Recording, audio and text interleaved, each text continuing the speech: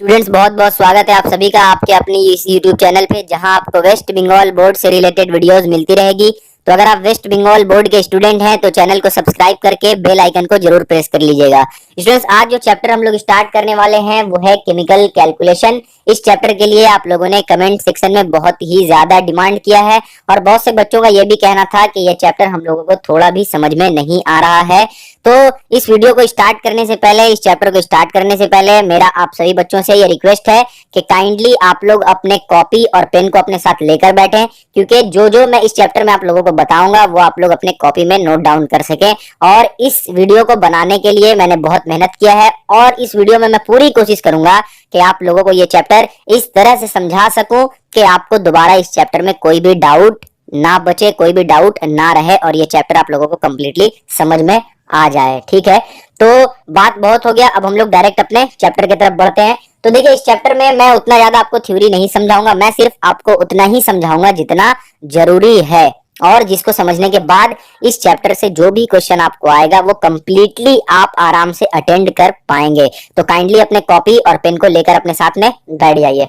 तो देखिए, सबसे पहले जो इस चैप्टर में हम लोगों को समझना है, जिससे कि पूरा का पूरा चैप्टर हम लोगों का सॉल्व हो जाएगा, दैट मीन्स कि इस चैप्टर में जितना भी क्वेश्चन है वो सब ये वाला जो थ्योरी मैं बता रहा हूं उससे सॉल्व होगा। वो थ्योरी क्या है वो समझिए। वो ये है कि total mass of reactants before reaction. क्या है? बिफोर रिएक्शन मतलब के रिएक्शन करने से पहले जो रिएक्टेंट का जिस भी केमिकल के बीच में, क्योंकि इस चैप्टर का केमिकल कैलकुलेशन नाम है, तो नाम से ही हम लोगों को यह पता चल रहा है कि इस चैप्टर में हम लोग क्या करने वाले हैं। इस चैप्टर में हम लोग केमिकल्स के साथ कैलकुलेशन करेंगे। तो देखिए, जब भी कोई दो केमिकल आपस में रिएक्ट करेगा, ठीक है, तो उसको क्या कहेंगे हम लोग? रिएक्टेंट्स कहेंगे। यानी जिस दो केमिकल को हम लोग एक दोनों के साथ क्या करेंगे? रिएक्ट करवाएंगे, उन दोनों को क्या कहेंगे? रिएक्टेंट्स कहेंगे। तो यहाँ पे बोला गया है कि टोटल मास ऑफ रिएक्टेंट्स, यानी जो दो केमिकल को रिएक्ट कर रहे हैं उसका जो टोटल मास होगा बिफोर रिएक्शन, यानी रिएक्शन से पहले, वो इज इक्वल टू बराबर होगा। किसके बराबर होगा? वो बराबर होगा total mass of product. Total mass of product मतलब क्या हुआ कि जो हमारा इसके जो रिएक्शन के बाद जो हमारा सॉल्यूशन निकलेगा, जो प्रोडक्ट हमारा निकलेगा इन दोनों को रिएक्ट कराने के बाद, उसका जो मास होगा वो रिएक्टेंट्स के मास के सम के बराबर होगा। इसका मतलब क्या हुआ कि जो हमारा LHS का मास रहेगा वो किसके बराबर रहेगा? RHS के मास के बराबर रहेगा। यहां तक तो आप लोगों को समझ में आ गया। अब इसको एक तरीके से और समझते कि मान लीजिए हम लोग क्या कर रहे हैं, कार्बन को और ऑक्सीजन को रिएक्ट करवा रहे हैं, तो ये दोनों जाकर क्या बनाएगा? आप सभी को मालूम है कि ये दोनों इधर आके कार्बन डाइऑक्साइड बनाएगा। अब यहाँ पे हम लोगों को इसका मास निकालना है रिएक्टेंट का मास कैसे निकालेंगे? इसके लिए आप लोगों को पीरियोडिक टेबल में जाना होगा। और ऐसे एक और बात यह है कि इस सभी का मास आप लोगों को क्वेश्चन में ऑलरेडी दिया हुआ रहेगा, तो टेंशन लेने का कोई बात यहाँ पे नहीं है। तो सबसे पहले यहाँ पे हम लोगों को यह जानना होगा कि ये जो कार्बन यहाँ पे दिया हुआ है, कार्बन का मास जो है वो कितना होता है। तो कार्बन का मास देखिएगा, आप लोगों के बुक में दिया हुआ 12, तो ये हो गया 12 ग्राम। ऑक्सीजन का मास कितना होता है? ऑक्सीजन का मास होता है 16, ठीक है, 16 होता है। तो यहाँ पे O2 मतलब के 2 ऑक्सीजन है, इसका मतलब हो गया 16 इंटू 2, दैट मीन्स के हो गया 32 ग्राम। तो यहाँ पे क्या हुआ कि जो रिएक्टेंट का मास है, ठीक है, यानी जिस चीज के बीच में हम लोग रिएक्शन करा रहे हैं उसका जो मास है वो कितना है? वो है 32 प्लस 12, 2 2 4 और 3 और 1 4, 44 ग्राम टोटल मास है। तो इन दोनों का जब 44 ग्राम मास है, तो अकॉर्डिंग टू ये लॉ, ये रूल के अकॉर्डिंग क्या होगा? इसका जो मास होगा वो भी कितना होगा? 44 ग्राम ही होगा। क्लियर है यहाँ तक? अगर नहीं समझ में आ रहा है तो देखिए, यहाँ पे प्रूफ करने के लिए हम लोग इसको कैलकुलेट करके भी देख सकते हैं। वो क्या है? देखिए, कार्बन कितना था? 12 था, और प्लस क्या है इसके साथ? O2 कितना है हमारा? 32 ग्राम। तो क्या हो गया? 44 ग्राम। इसका मतलब ये हुआ कि total mass of reactants before reaction से पहले जो दो रिएक्टेंट्स को आपस में जो हम लोग रिएक्ट करेंगे, तो उसका जो मास होगा रिएक्शन से पहले वो किसके इक्वल होगा? वो होगा equal total mass of product के। मतलब जो हमारा इसके बाद जो प्रोडक्ट बन रहा है रिएक्शन के बाद, उसका जो टोटल मास है वो रिएक्टेंट के टोटल मास के बराबर होगा। यहाँ तक तो पूरा क्लियर है। ये चीज आप याद रखिएगा, ये चीज ऑलमोस्ट हर क्वेश्चन में इस चैप्टर में अप्लाई होगा। तो आप लोगों ने ये नोट डाउन कर लिया है। ओके, अब जो मैं बताने जा रहा हूँ, जो मैं आप लोगों को बताने वाला हूँ अभी, वो बहुत ही ज्यादा इंपॉर्टेंट है। तो इसको जल्दी जल्दी आप लोग अपने कॉपी में नोट डाउन कर लीजिएगा। ये जो बता रहा हूँ, इससे आपका पूरा चैप्टर जो है वो कंप्लीट तरीके से, पूरा तरीके से अच्छे से सॉल्व आपका हो जाएगा हर एक क्वेश्चन। वो मैं क्या बता रहा हूँ वो देखिए। यहाँ पे मैं बताऊंगा आप लोगों को कुछ केमिकल्स जो आप लोगों को याद करना होगा, ठीक है। वो केमिकल ज्यादा हार्ड नहीं है, आसान है। बस आप लोगों को यहाँ पे कुछ 10 से 12 केमिकल मैं बताऊंगा, वो सब केमिकल को आप लोग याद कर लीजिए, और याद कर लीजिएगा तो इस चैप्टर का सभी सम आप लोगों से आराम से सॉल्व हो जाएगा। सबसे पहला जो यहाँ पे है वो है कैल्शियम कार्बोनेट, CaCO3, ठीक है। CaCO3 इसको क्या बोलते हैं? इसको बोलते हैं हम लोग कैल्शियम कार्बोनेट, कैल्शियम कार्बोनेट बोलते हैं। और इसका बहुत सारा नाम है, मैं बता रहा हूँ क्या क्या नाम है इसका। कैल्शियम कार्बोनेट बोलते हैं, प्लीज आप लोग इसको नोट डाउन करते रहिएगा, ठीक है। उसके बाद इसका एक और नाम है, वो क्या नाम है? वो है लाइम स्टोन। तो जब भी आप लोगों को क्वेश्चन में लाइम स्टोन बोला जाए तो समझ लीजिएगा कि CaCO3 के बारे में बोला जा रहा है। एक और नाम इसका है, वो क्या है? वो है चौक, ठीक है। चौक कौन सा चौक? जिससे बोर्ड में लिखाई होता है, वो ब्लैक बोर्ड में, उसको चौक बोलते हैं। तो ये हो गया आपका CaCO3। Ca का मतलब हो गया कैल्शियम, फिर ये हमारा कार्बन है, और ये 3 मॉलिक्यूल है ऑक्सीजन का।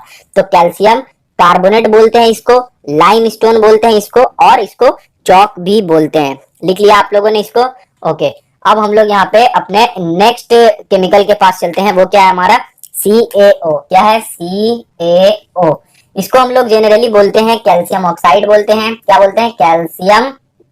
कैल्शियम ऑक्साइड इसको कहा जाता है।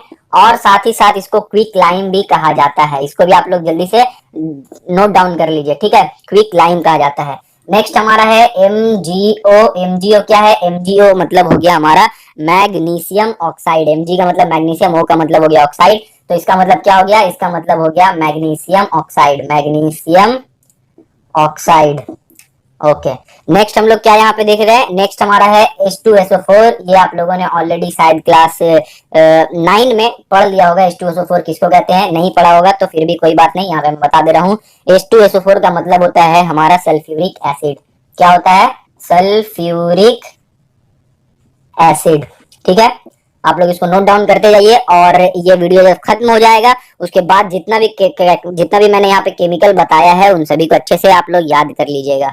तो नेक्स्ट क्या है हमारा? नेक्स्ट है KClO3। KClO3, और इस KClO3 को हम लोग क्या कहते हैं? इस KClO3 को हम लोग बोलते हैं पोटेशियम, पोटेशियम, पोटेशियम क्या बोलेंगे? इसको बोलेंगे पोटेशियम क्लोरेट, ठीक है। आप लोगों में से बहुत से बच्चे ये कह रहे होंगे कि सर आप तो बोर कर रहे हैं हम लोगों को। तो देखिए, अगर ये चैप्टर आप लोगों को कंप्लीटली अच्छे से समझना है, सब आपको सॉल्व करना है, तो आपको ये नॉलेज होना चाहिए, ठीक है। तो थोड़ा सा पेशेंस रखिए और ये सबको अच्छे से आप लोग नोट डाउन कीजिए। नेक्स्ट हमारे पास है NH3, यानी कि NH3 का मतलब हो गया अमोनिया, ठीक है। अमोनिया हो गया हमारा NH3 का मतलब। नेक्स्ट हमारा जो है वो है HNO3। HNO3 का मतलब हमारा होता है नाइट्रिक एसिड। क्या होता है? नाइट्रिक एसिड होता है, नाइट्रिक एसिड। अगर आप लोगों से हो सके तो इसको एक, अभी तो आप लोग एक रफ कॉपी में लिख रहे होंगे, उसके बाद क्या कीजिएगा? इसको फेयर कर लीजिएगा। फेयर करने के बाद इसको कट डाउन कर लीजिएगा कैंची से, और जिस भी जगह पे आप लोग पढ़ते हैं उसके सामने में इसको चिपका दीजिएगा, पेस्ट कर दीजिएगा, ताकि आप लोग इसके ऊपर हमेशा नजर पड़ता रहेगा। तो क्या होगा कि ये सारा केमिकल आप लोगों को अच्छे से याद हो जाएगा, ठीक है। ये था एक प्रो टिप जिससे आप लोग इस केमिकल को आराम से याद कर पाइएगा। नेक्स्ट हम लोग ये जान लेते हैं क्या है। नेक्स्ट हमारा SO2। SO2 किसको बोलते हैं? SO2 बोलते हैं सल्फर डाइऑक्साइड को। S से हमारा सल्फर हो गया, और ऑक्सीजन का 2 मॉलिक्यूल है, इसीलिए क्या बोलेंगे? Sulphur dioxide, sulphur dioxide, dioxide, ठीक है। नेक्स्ट हमारा है HCl। HCl क्या है? आप लोगों को आप में से बहुत से बच्चों को ये HCl मालूम होगा। HCl का मतलब होता है hydrochloric acid, hydrochloric acid, hydrochloric acid. Okay, next हमारा क्या है? नेक्स्ट है CuO, ठीक है। CuO का मतलब होता है क्यूप्रिक ऑक्साइड, क्यूप्रिक ऑक्साइड, ठीक है। सबको आप एक एक करके जल्दी जल्दी नोट डाउन करते जाइए। अगर आपने नोट डाउन नहीं किया है तो वीडियो को रिवाइंड करके एक बार फिर से देख लीजिए और नोट डाउन कर लीजिए। मैं यहाँ पे इरेज कर रहा हूँ इसको, ठीक है। इरेज करके कुछ और केमिकल्स है 2-3, उसको मैं यहाँ पे लिख दे रहा हूँ। तो वो क्या क्या है देख लेते हैं। एक हमारा है आपका फेरस सल्फाइड, FeS। इसका मतलब क्या होगा, इसका मतलब हो गया ferrous, FeRROUS, ferrous sulphide, ferrous sulphide. Okay, next एक और है, वो क्या है, NH4Cl, NH4Cl। इसका मतलब हो गया अमोनियम क्लोराइड। क्या हो गया, अमोनियम क्लोराइड, अमोनियम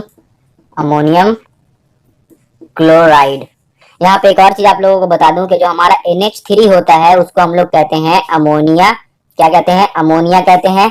एंड अगर यही NH3 NH4 बन गया तो इसको क्या कहेंगे, इसको कहेंगे हम लोग अमोनियम, ठीक है। ये आप लोग याद रखिएगा। ये हो सकता है आप लोगों के ये उस चैप्टर में भी काम आ जाए, इनऑर्गेनिक केमिस्ट्री जो हम लोग स्टार्ट करेंगे उसमें भी आपको इसका नाम सुनने को मिलेगा और इससे हम लोग बहुत काम करेंगे इनऑर्गेनिक केमिस्ट्री में। और हम लोग लास्ट एक और जान लेते हैं, वो क्या है हमारा C3H8। इसका मतलब क्या होता है, इसका मतलब होता है प्रोपेन। इसके बारे में हम लोग जब ऑर्गेनिक केमिस्ट्री पढ़ेंगे तब हम लोग इसके बारे में समझेंगे। तो ये था कुछ केमिकल्स जिसके बारे में मैंने अभी आपको बताया और जिसका फॉर्मूला जो था, केमिकल फॉर्मूला, वो सब मैंने आपको लिख के दिया और साथ ही साथ उसका नाम भी बताया। तो उम्मीद है कि आप लोगों ने इसको अपनी कॉपी में नोट डाउन कर लिया होगा। तो जितना भी केमिकल मैंने यहाँ पे आप लोगों को अभी बताया है वो सभी केमिकल्स को आप अच्छे से याद कर लीजिएगा एक बार, ताकि जब दूसरी वीडियो में मैं कुछ प्रॉब्लम्स को जब सॉल्व करूंगा, यानी कुछ क्वेश्चंस को मैं अटेंड करूंगा और आप भी साथ में अटेंड कीजिएगा उसको, तो आपको ये समझ में आएगा कि किस तरह से उस क्वेश्चन को अटेंड करना है। क्योंकि क्वेश्चन में आपसे पूछा जाएगा कि कैल्शियम कार्बोनेट, तो कैल्शियम ऑक्साइड, जब आप लोगों को ये सब पता ही नहीं रहेगा तो आप लोग किस तरह से उसको सॉल्व कीजिएगा, ठीक है। तो मैंने इस वीडियो को इसलिए यहाँ से स्टार्ट किया, इसलिए मैंने इस पहली वीडियो में आप लोगों को ये केमिकल वगैरह लिखवाया है, ताकि आप लोगों को आगे चल के कोई दिक्कत नहीं हो। जब हम लोग यहाँ पे कुछ क्वेश्चंस को सॉल्व करेंगे इस चैप्टर का, तब आप लोगों को कोई भी दिक्कत नहीं हो। इसीलिए मैंने क्या किया है, सारे केमिकल्स को आप लोगों को लिखवा दिया है। बेसिकली यही सब केमिकल्स रहेगा, इससे ज्यादा कोई केमिकल्स नहीं रहेगा। अगर एक दो इससे ज्यादा आया भी तो मैं उसके बारे में आप लोगों को जब क्वेश्चन सॉल्व करूंगा तो बता दूंगा। लेकिन अभी तक के लिए तो जितना मैंने केमिकल आप लोगों को लिखवाया है, यही सब केमिकल्स के बारे में आप लोगों से क्वेश्चन में पूछा जाएगा। तो मेरी बात को फिर से एक बार सुनिए कि ये जितना भी केमिकल्स मैंने लिखवाया है ये इस चैप्टर के लिए बहुत ही ज्यादा इंपॉर्टेंट है। तो इस सभी केमिकल्स को आप लोग अच्छे से एक बार याद कर लीजिएगा और हो सके तो फेयर पेज में लिखकर इसको जहां भी आप पढ़ते हैं, जो भी आपका स्टडी एरिया है, उसके फ्रंट वॉल पे एक बार इसको पेस्ट कर दीजिएगा ताकि आपको अच्छे से याद हो जाए, ठीक है। तो ये चैप्टर हालांकि है कॉम्प्लेक्स, थोड़ा समझने में दिक्कत हो सकता है, लेकिन अगर ये सब केमिकल्स आप लोगों ने याद कर लिया तो फिर इस चैप्टर में आप लोगों को कोई भी दिक्कत होने वाला नहीं है। क्योंकि मैं इस चैप्टर को इस तरह से समझाने की कोशिश करूंगा जिससे आप लोगों को ये चैप्टर पूरा कंप्लीट अच्छे से समझ में आ सके। तो आज के वीडियो में बस इतना ही। इस वीडियो में मैं सिर्फ आपको थोड़ा सा बेसिक नॉलेज देने वाला था और ये केमिकल्स को बताने वाला था। तो ये वीडियो आप लोगों के लिए आगे वाले वीडियो में, अगर आप मतलब आगे वाले वीडियो में जो क्वेश्चन आंसर सॉल्व होगा उसको आप इस वीडियो को अगर अच्छे से नहीं समझिएगा तो नहीं अटेंड कर पाइएगा। तो इसीलिए इस वीडियो को अच्छे से आप लोग समझ लीजिए, ठीक है। आपसे मिलता हूँ नेक्स्ट वीडियो में। और हाँ, इस वीडियो को आपके जितने भी क्लासमेट्स हैं उन सभी तक शेयर कीजिए। हो सकता है उनको भी इस चैप्टर में दिक्कत हो, ठीक है। तो उनको भी क्या होगा, ये वीडियो के माध्यम से, वीडियो के द्वारा क्या होगा, उनके भी जो क्वेश्चंस है वो सब सॉल्व हो जाएंगे, जो डाउट है वो भी क्लियर हो जाएगा इस चैप्टर के रिगार्डिंग। तब तक तो मिलता हूँ आपसे नेक्स्ट वीडियो में। तब तक के लिए अपना ख्याल रखें। Thank you.